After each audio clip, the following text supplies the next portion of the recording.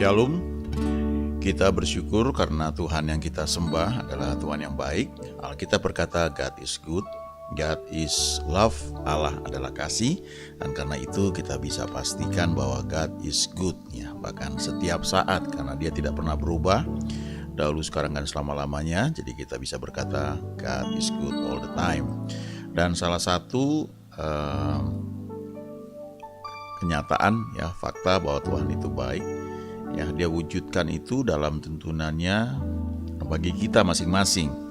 Dan tuntunannya itu membuat kita yang berjalan percaya kepada dia, mengikuti apa yang dia perintahkan, kita mengalami apa yang disebut jalan hidup orang benar, yang semakin terang dan bertambah terang, brighter and brighter.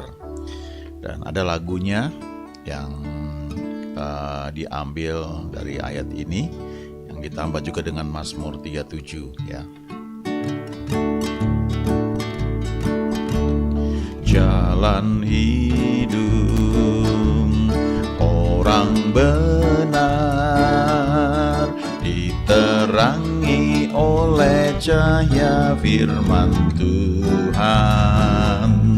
Jalan hidup orang benar semakin terang hingga rembang tengah hari. Apabila ia jatuh, tidaklah dibiarkan sampai tergeletak, sebab tangan Tuhan jua yang menopangnya dan membangunkan dia kembali. Jalan hidup orang benar diterangi oleh cahaya firman Tuhan. Jalan hidup orang benar semakin terang hingga rembang tengah hari. Apabila ia jatuh, tidaklah dibiarkan sampai tergeletak, sebab tangan Tuhan jua yang menopangnya dan membangunkan dia kembali. Jalan hidup orang benar diterangi oleh cahaya firman Tuhan. Jalan hidup orang benar semakin terang hingga rembang tengah hari. Apabila ia jatuh, tidaklah dibiarkan sampai tergeletak, sebab tangan Tuhan jua yang menopangnya dan membangunkan dia kembali. Sebab tangan Tuhan jua yang menopangnya dan membangunkan dia kembali. Sebab tangan Tuhan jua yang menopangnya dan membangunkan dia kembali.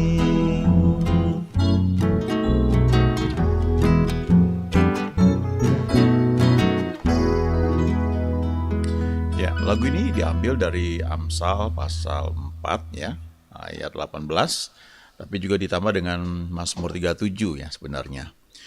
Nah, kita mau lihat dari Amsal 4 ini ada 10 ayat dari 18 sampai dengan 27. Ya, kita lihat ini dibagi dua ya, Amsal 4 ayat 18 sampai dengan 22. Lalu berikutnya nanti ayat 23 sampai dengan 27. Nah, kita lihat ya. Amsal 4 ayat 18. Tetapi jalan orang benar itu seperti cahaya fajar yang kian bertambah terang sampai rembang tengah hari. Jalan orang fasik itu seperti kegelapan. Mereka tidak tahu apa yang menyebabkan mereka tersandung. Hai anakku, perhatikanlah perkataanku, arahkanlah telingamu kepada ucapanku. Janganlah semuanya itu menjauh dari matamu, simpanlah itu di lubuk hatimu. Karena itulah yang menjadi kehidupan bagi mereka yang mendapatkannya dan kesembuhan bagi seluruh tubuh mereka. Ayat-ayat ini sebenarnya menunjukkan bagaimana pembentukan satu cara berpikir ya, atau paradigma. Ya, konsep berpikir, ada belief system, ada cara kita mengambil keputusan, itu ditentukan oleh kerangka berpikir. Ya, ada yang bilang itu sebagai acuan ya untuk kita berpikir. Nah, dikatakan di sini jalan orang benar itu seperti cahaya fajar yang kian bertambah terang sampai rembang tengah hari. Jadi kalau kita mengikuti langkah-langkah yang ditujukan oleh Tuhan, maka menurut ayat ini apa yang kita jalani itu makin kelihatan ya step-stepnya. Mazmur 119 ayat 105 berkata, firman-Mu itu pelita bagi kakiku dan terang bagi jalanku. Nah, itu ditunjukkan di situ bahwa jalan kita itu ketika kita ikutin firman Tuhan, maka firman itu seperti pelita yang menerangi beberapa langkah di depan kita. Dan waktu kita ikuti terus, maka kita bisa berjalan dalam tuntunannya ya, walaupun mungkin kita nggak melihat sekaligus jauh ke depan. Kadang-kadang mungkin kita kasih lihat ya, dikasih lihat sesuatu, ada kerinduan atau tujuan yang kita capai dalam jangka panjang. Tetapi untuk jangka pendeknya itu kadang-kadang ya step by step ya. Kita lakukan, ditunjukkan lagi. Kita lakukan, ditunjukkan lagi. Ya, kira-kira seperti itu. Nah, tapi di Amsal 4 ayat 18 ini menjanjikan bahwa kalau kita ikuti, maka akan semakin jelas ya, semakin mengerti. Seperti cahaya fajar, kita akan makin bisa melihat, oh arahnya ke sini ya. Memang butuh waktu untuk memahami itu. Kenapa? Karena ini merubah banyak hal dalam kehidupan kita. Ya, kita punya interest, ya kita punya apa istilahnya ya, ada cita-cita atau sesuatu yang kita inginkan itu bisa berubah dengan berjalannya waktu ya, dengan berjalannya waktu. Karena waktu kita masih kecil, kita ingin hal-hal yang aneh-aneh ya, yang mungkin kita nggak pernah pikirkan manfaatnya. Tapi ketika kita bertambah dewasa, itu berubah ya. Kita punya desire, kita punya keinginan ya, bahkan kita punya impian ya, atau kita punya sesuatu yang kita dambakan, itu bisa berubah. Sebagai contoh ya, misalnya banyak yang mengatakan ketika masih SMA ya, biasanya anak-anak perempuan itu memimpikan seorang pria yang ganteng, yang keren ya, mungkin yang macho ya, dan gallant dan sebagainya. Penampilan itu menjadi satu hal yang sangat penting ya. Mungkin seperti para pemain film ya, bintang film yang keren-keren gitu. Tapi ketika sudah masuk kuliah ya, sudah mulai bertumbuh, maka makin disadari bahwa ternyata penampilan fisik itu tidak cukup ya. Jauh lebih penting itu kecocokan dalam emosi ya, atau cara berpikir. Ya, itu akan membuat orang lebih nyaman ya. Ketika bertemu ada kecocokan, mungkin kepribadian ya, sehingga rasanya nyaman, aman ya. Itu melampaui apa yang dilihat oleh mata secara fisik.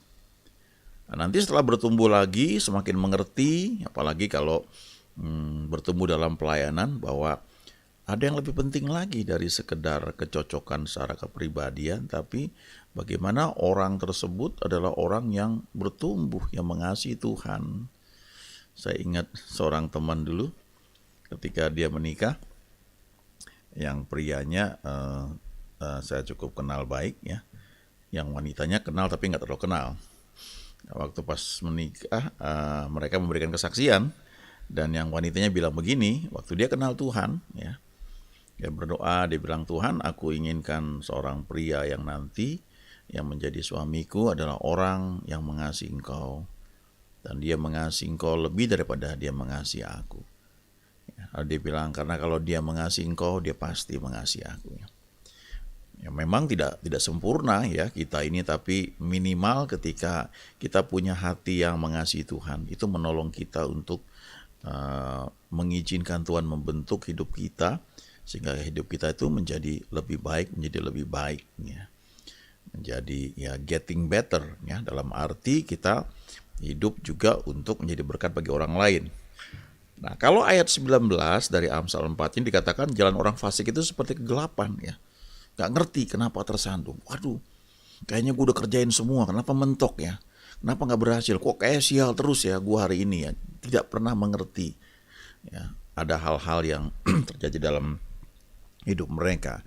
Sekian tahun yang lalu, saya dengan beberapa teman yang waktu itu melayani di pelayanan pemulihan pecandu narkoba, kami mengunjungi satu orang bule itu ya, di Indonesia ya, di Jakarta, yang dia ada dalam satu yayasan. Yayasan ini bergerak bersama-sama dalam menolong orang-orang yang kena AIDS ya. Jadi mereka menyebutnya itu bukan orang kena AIDS ya, tapi ODA ya, orang dengan HIV AIDS. Nah, pada masa itu khususnya orang kalau kena HIV itu sudah tinggal tunggu waktu aja ya, karena udah nggak ada obatnya, istilah seperti itu. Nah, kemudian ya karena kami datang ya, kami ngobrol ya, karena biasanya orang-orang pecandu narkoba itu ya riskan tertular juga dengan HIV AIDS karena gaya kehidupan yang bebas. Nah, saya ingat waktu itu saya tanya ya dengan orang ini, kenapa mereka bisa kena AIDS gitu. Lalu orang ini tersipu-sipu ya, dan dia bilang, we don't ask that question ya. Kami tidak mempertanyakan hal itu ya. Jadi mereka ini cuma membentuk satu komunitas sehingga orang-orang yang mengalami masalah yang sama ya, itu bisa bernaung bersama-sama dan membagi hidup istilahnya. Nah, mereka menyadari bahwa mereka itu sedang berjalan menuju kematian yang nggak ada obatnya. Jadi tidak ada usaha untuk misalnya kenapa saya bisa kena, kemudian bagaimana supaya yang lain nggak kena ya. Nah, kalau kita hubungi dengan firman Tuhan ya, kita harus belajar mengikuti apa yang Tuhan ajarkan ya. Jadi kadang-kadang mungkin orang nggak mengerti ya kenapa kita mengalami ini ya. Tapi sebenarnya kalau kita mau belajar ya, saya percaya Tuhan pasti tunjukkan ada hal-hal yang mesti kita tinggalkan ya, kita lepaskan supaya tidak tersandung ya, dikatakan di sini. Nah, ayat 20 sampai dengan 22, nah ini tentang pembentukan paradigma ini ya. Hai anakku, perhatikanlah perkataanku, arahkanlah telingamu kepada ucapanku. Janganlah semuanya itu menjauh dari matamu, simpanlah itu di lubuk hatimu. Dikatakan di sini perhatikan perkataanku. Jadi bukan hanya mendengar ya, tapi camkan ya. Coba renungkan ya. Lalu arahkanlah telingamu kepada ucapanku ya. Coba arahkan telingamu untuk mendengarkan dengan sungguh-sungguh dan menyimak ya. Lalu ayat 21, janganlah semuanya itu menjauh dari matamu. Jadi tidak hanya pikiran ya, memperhatikan, mengolah perkataan, tapi juga telinga untuk bisa mendengar lebih baik, dan kemudian mata. Ya, mata, gunakan mata itu untuk melihat ya, mencamkan. Salah satu bentuknya itu adalah tidak hanya secara mata jasmani ya, tapi mata imajinasi. Ya. Kita membayangkan ketika perkataan itu diucapkan. Misalnya kayak begini ya, kalau dikatakan saya bilang warna kuning, maka yang muncul dalam imajinasi kita itu bukan huruf KUNING, NG ya, kuning, tapi ya warna kuning. Kalau saya bilang gajah, maka yang terlihat dalam mata imajinasi kita itu bukan huruf-huruf GAJAH, tapi ya gambaran gajah. Ya. Jadi sebenarnya ini cara merenungkan firman Tuhan. Waktu kita baca, kita tidak hanya menggunakan otak kita, pikiran kita, untuk mungkin menerjemahkan dari bahasa Inggris ke bahasa Indonesia, atau sebaliknya. Kita tidak hanya mendengar dengan telinga kita, tapi kita membuat gambaran dengan mata kita, ya, mata imajinasi kita. Dan selanjutnya dikatakan simpanlah itu di lubuk hatimu. Nah, ini menjadi satu belief system, menjadi satu paradigma, cara berpikir. Dan dikatakan di ayat 22, kalau ini bisa kita lalui, ya, kita lakukan, kita praktekkan, maka di ayat 22 dikatakan karena itulah ya firman yang kita perhatikan, yang telinga kita ini mendengarnya, lalu kita lihat itu dalam imajinasi kita, kita simpan itu menjadi satu sistem cara berpikir ya. Itu kayak 1 tambah 3 sama dengan 4 ya. Kemudian 5 tambah 7 sama dengan 12, itu satu konsep berpikir matematika. Saya ingat ketika SD sempat ada belajar bilangan. Kalau yang kita lihat ini bilangan basis 10 ya, 1, 2, 3, 4 sampai 9. Tapi ada namanya basis 8, basis 7 dan basis 2 atau bilangan biner yang cuma 01, 01. Nah, itu ada satu sistem sendiri ya, sehingga 1 tambah 1 kalau di basis 10 itu sama dengan 2. Tapi kalau bilangan biner ya 1 tambah 1 hasilnya bukan 2 tapi 1, 0. Itu ada satu sistem ya. Nah itu cara berpikir ya, cara mengolah sesuatu angka. Jadi kalau belajar di matematika ada logaritma ya, ada log 10 dan sebagainya ya, banyak sekali. Itu satu sistem ya, sistem berpikir. Itu akan menentukan bagaimana kita bereaksi. Nah, kalau kita perhatikan firman Tuhan, butuh waktu ya, tidak semalam. Tapi kita lakukan apa yang dikatakan di sini, maka dikatakan di ayat 22, itu yang menjadi kehidupan bagi mereka yang mendapatkannya. Nah, jadi ternyata tidak semua orang mendapatkan itu. Mungkin cuma memperhatikan tapi nggak cukup mendengar. Nanti dengar sebagian pikirannya kemana-mana lagi. Ya. Ini sama ketika kita sedang belajar, mengujian, kita konsentrasi, kita renungkan berulang-ulang sampai itu masuk ke dalam pikiran kita. Ya. Itu menjadi satu sistem cara berpikir. Ya, kalau teman-teman pernah tahu ada buku yang terkenal ya, The 7 Habits of Highly Effective People ya, Stephen Covey, itu juga mengajarkan satu sistem cara berpikir ya, ada 7 kebiasaan. Nah itu kalau dipraktekkan itu menjadi satu cara berpikir yang menentukan tindakan kita seperti apa. Nah ayat 22 mengatakan kalau kita memperhatikan firman Tuhan ya, kita merenungkannya begitu rupa, itu terbayang dalam imajinasi kita seperti apa, itu menjadi kehidupan bagi kita yang mendapatkannya, dan kesembuhan atau obat bagi seluruh tubuh kita. Ya, luar biasa nih, ini obat yang menyembuhkan seluruh bagian tubuh kita. Ya, kadang-kadang orang berdoa, kita doakan seseorang ya, yang kita gejala kanker, ya kita doakan dalam nama Yesus jadilah sembuh ya.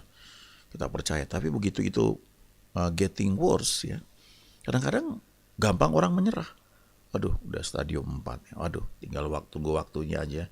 Ya kita mengucap syukur biar yang terbaik dari Tuhan ya. Sebenarnya itu terjadi karena kita sekian puluh tahun itu tidak terbentuk dengan dasar firman Tuhan yang menjadi cara berpikir kita ya. Kita lebih dikuasai oleh apa kata dokter, apa kata medis, otak kita, dan itu bukan berarti salah, tapi itu satu cara berpikir tersendiri ya. Ada hamba Tuhan yang bagikan, kenapa Adam ketika jatuh dalam dosa nggak langsung mati ya. Butuh waktu 900 tahun baru dia tuh mati ya. Hamba Tuhan ini bilang karena Adam nggak pernah kenal yang namanya penyakit itu apa. Nggak pernah tahu bahwa usianya bertambah dan makin lama makin lemah. Ya. Jadi dia nggak ngerti itu katanya. Tapi setelah orang udah sekian keturunan terjadi, mereka belajar. Oh, kalau sakit ini itu gejala ini gitu. Oh, itu akan begini nantinya.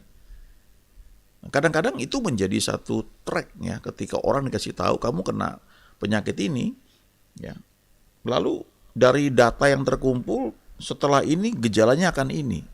Kemudian akan begini, dan itu tanpa sadar membentuk, mengarahkan kita dalam track tersebut dan jadi seperti itu. Sementara ada orang yang percaya, ya, dia bisa blok ya track itu, dia belokkan, tidak seperti itu. Saya percaya firman Tuhan itu menyembuhkan seluruh bagian tubuh saya, ya. Tidak peduli penyakitnya apapun, tapi ini firman Tuhan. Nah, dengan cara berpikir seperti itu,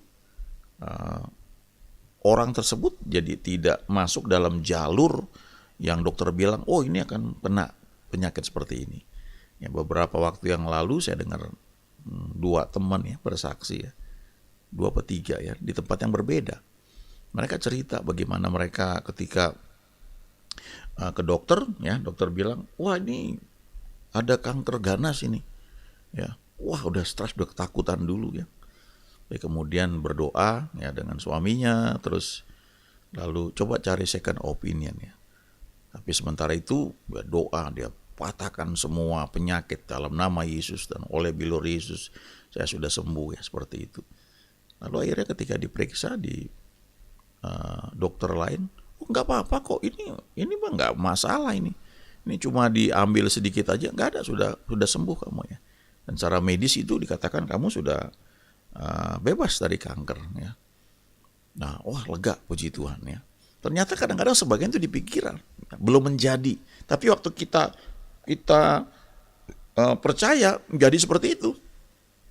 Makanya ayat 18 ini sampai 22 ini menceritakan bagaimana kita bisa membentuk paradigma cara berpikir kita sesuai dengan firman Tuhan ya. Nah, lalu ayat 23 sampai dengan 27 kita lihat ya. Ini setelah kita mempunyai cara berpikir seperti yang seharusnya, yang firman Tuhan katakan, ayat 23 mengatakan, jagalah hatimu dengan segala kewaspadaan, karena dari situlah terpancar kehidupan. Nah, kita perlu jaga hati kita ini, ya, supaya jangan kecampur dengan macam-macam pikiran yang bertentangan, akhirnya membuat kita itu tidak bisa sepenuhnya percaya firman Tuhan. Kalau kita baca ketika Yesus menceritakan perumpamaan tentang seorang penabur, dia katakan seorang penabur menaburkan firman, ya, menaburkan benih itu adalah firman. Sebagian jatuh di tanah yang bersemak duri, lalu benih itu tumbuh, tapi juga semak duri itu juga tumbuh, dan akhirnya menghimpit benih tersebut sehingga tidak berbuah. Lalu dijelaskan itu adalah firman yang jatuh di tengah-tengah hati orang yang mendengarnya. Orang itu senang menyambut firman itu, tapi bersama dengan itu juga ada kekhawatiran, lalu tipu daya kekayaan, serta keinginan-keinginan yang lain. Itu turut tumbuh dan menghimpit firman yang kita dengar itu, yang didengar tersebut, dan akhirnya firman itu nggak berbuah, dan akhirnya mati. Ya. Itu sebabnya perlu dijaga hati ini dengan segala kewaspadaan. Ya, hindari ya baca berita-berita yang negatif. Ya, sedikit-sedikit kita mungkin nggak apa-apa kelihatannya, tapi kalau kita continue, lama-lama itu akan menghambat iman kita. Ya, tidak semua fakta harus kita ketahui, ya, terlalu banyak. Ya. Nggak semua WhatsApp mesti kita baca, tidak semua grup WhatsApp harus kita ikuti dan kita baca. Waktu kita habis di situ. Ada hal yang positif ya. Saya punya beberapa teman yang tinggal di ujung-ujung dunia ya, yang sepi ya.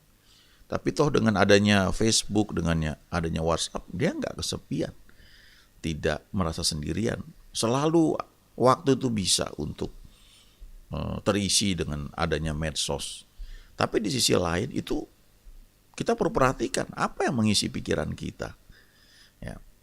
Kadang-kadang saya sedang misalnya ke satu tempat, saya bawa buku, saya akan baca buku itu. Tapi saya bawa juga gadget saya. Nah buku itu nggak terbaca sama sekali. Tapi yang dilakukan itu WhatsApp aja dari satu grup ke grup lain, pindahin lagi, dapat ini bagus, forward ke tempat lain. Dan tanpa sadar waktu itu habis ya. Sebagian mungkin ada hal yang bagus, tapi sebagian itu kalau nggak hati-hati, itu mengganggu hati kita. Lalu ayat 24, dari hati itu meluap lewat mulut. Ya, buanglah mulut serong daripadamu dan jauhkanlah bibir yang dolak-dalik daripadamu. Apa yang ada di hati kita pada akhirnya ketika penuh meluap lewat mulut. Ya. Dan mulut ini adalah saluran dari untuk kita mendeklarasikan firman, pengakuan iman. Ya. Jaga hati, lalu jaga mulut. Mulut ini selaras dengan hati. Ya. Kalau dibilang integritas itu sebenarnya adalah luar dalam sama. Ya. Mulut kita tuh ngomongin apa yang memang benar, hati kita bilang seperti itu. Ya. Dan kadang kan kalau kita saking sopannya ya kita ngomong satu yang nice, yang baik ya, tapi tanpa sadar itu beda dengan hati kita. Ya, kalau ada orang yang misalnya dia nyanyi suaranya nggak bagus ya, oh bagus kok suara kamu ya, itu sebenarnya udah nggak benar. Kita tahu hati kita menilai nggak bagus suaranya. Ya. Nah, mulut kita nggak sejalan dengan hati kita. Nah, kita perlu luruskan itu. Ya, nggak perlu ngomong terang-terangan, jelek banget suara kamu nggak punya bakat. Ya mungkin nggak seperti itu. Tapi ya kamu punya semangat yang bagus ya dalam mau belajar nyanyi. Ya. Bisa dilatih kok ya misalnya gitu ya. Itu cara kita untuk menyelaraskan mulut kita ini dengan hati kita gitu. Ya. Itu yang namanya integritas sebenarnya di sana gitu. Kalau kita nggak mau ikut satu kegiatan misalnya, ya ngomong, ya mungkin ada alasan yang bisa kita katakan, tapi ya jangan bohong gitu, ya jangan bilang saya nggak bisa nih karena saya lagi di jalan, padahal faktanya nggak seperti itu, ya kita bisa bilang, oh ya oke, saya mau ikut, nanti saya lihat ya apa kemungkinannya, kan bisa seperti itu. Itu menolong kita untuk mulut kita ini nggak serong, tapi mulut kita ini selaras dengan hati kita. Ada kebijakan ya, ada istilahnya perlu bijak untuk menyampaikan sesuatu yang mungkin kalau kita ngomong orang akan tersinggung, tapi kita tidak menyalahi apa yang ada di hati kita, ya supaya kita ya bukan hanya nggak bohong, tapi tidak melanggar namanya integritas ya. Lalu ayat 25, nah setelah itu baru dikatakan biarlah matamu memandang terus ke depan dan tatapan matamu tetap ke muka. Jadi urutannya begitu ya, setelah punya paradigma yang benar, dari hati itu kita jaga, kemudian ke mulut, baru mata ya, melihat ke depan. Ya. Dan setelah itu, baru langkah-langkah kaki kita, ayat 26, tempuhlah jalan yang rata dan hendaklah tetap segala jalanmu. Ya. Kita berjalan itu karena pertama kita sudah punya konsep berpikir yang benar, ya, kita jaga mulut kita, lalu mata kita memandang terus ke depan, tempuh jalan yang rata dan tidak menyimpang ke kanan atau ke kiri. Ingat cerita Daud ya, ketika dia menghadapi Goliat, dia nggak langsung serang dulu. Nomor satu dia ngomong dulu. Dia sudah punya hati yang dia kenal Tuhan yang dia sembah, sehingga dia berani ngomong di depan orang-orang banyak. Dia bilang, siapakah orang Filistin tidak bersunat ini sampai dia berani menentang barisan dari Allah yang hidup. Itu ulapan isi hatinya. Dia mau bilang, Goliat, kamu boleh gede badan kamu, tapi kamu gak bersunat, kamu tidak punya perjanjian dengan Tuhan pencipta semesta alam ini, sama seperti aku yang punya perjanjian. Aku biarpun masih remaja, aku ini disunat, aku punya perjanjian dengan Tuhan semesta alam. Kamu gak punya itu. Nah, itu luapan hatinya dia omong lewat mulutnya, ya, dia pengakuan firman-Nya. Dan kemudian ketika dia mau melawan Goliat, dia ngomong itu. Hari ini juga aku akan membunuh kamu, aku akan penggal kepalamu. Lalu matanya memandang ke depan, ya. Setelah dia deklarasikan iman dia. Nah, kemudian baru dia jalan, ya, dia pakai ketapelnya, dia lempar batu pakai sling gitu ya, dan akhirnya Goliat itu jatuh ya. Dia fokus ke depan, tapi sebelum itu dia mulai dengan hati yang dia tahu, dia kenal Tuhan, dan dia deklarasikan apa yang dia percaya tentang Tuhan. Ya, biar ini menjadi bagian dari hal yang perlu kita lakukan, menjadi habit, kebiasaan kita ya. Sehingga apa yang dikatakan di Amsal 4 ayat 18 ini, bahwa jalan hidup orang benar semakin bertambah terang dan bertambah terang, itu kita alami ya. Brighter and brighter. Dan kita akan melihat bahwa Tuhan kita memang baik ya. God is good all the time. Amin.